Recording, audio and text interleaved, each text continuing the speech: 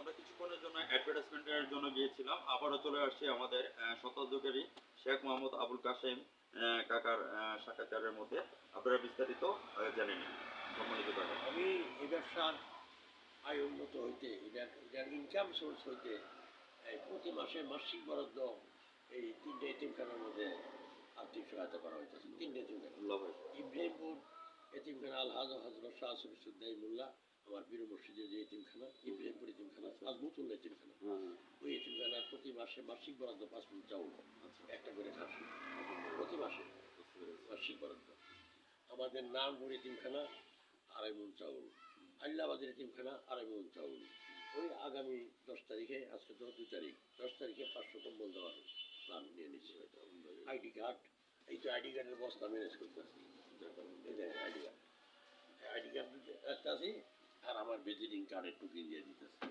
এই visiting card নিয়ে আসবে, কম্বল নিয়ে যাবে। গত রমজান মাসে 6-7 লক্ষ টাকা এই আর্থিক সহায়তা করছি। সেই সুবাদে আপনাকে আমি ধন্যবাদ জ্ঞাপন করছি। পাশ্চাত্য দার্শনিক রাষ্ট্রিন বলিয়াছেন, এই পৃথিবীতে মানুষের 3টি কর্তব্য রয়েছে।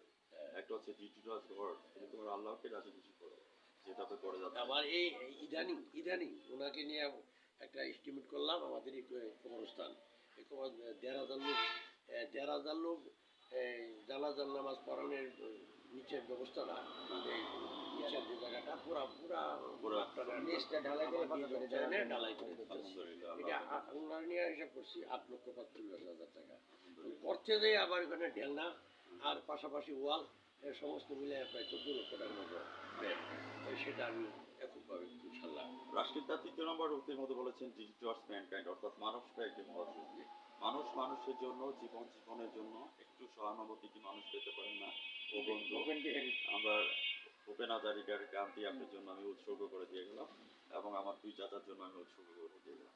আজ রাত 9:15 আমাদের চ্যানেল 99 থেকে আপনি সরাসরি টিভি চ্যানেল থেকে আপনার সাক্ষাৎকার ছবি দেখে নেবেন, এবং জাতীয় পত্রিকা দৈনিক আজকে আলোচিত সকলের সঙ্গে থাকেন। আমি সাংবাদিক পড়াতে বিদায় জানাচ্ছি। কাকা ভালো থাকেন, সুস্থ থাকেন। ধন্যবাদ আপনাকে। ধন্যবাদ দাদা।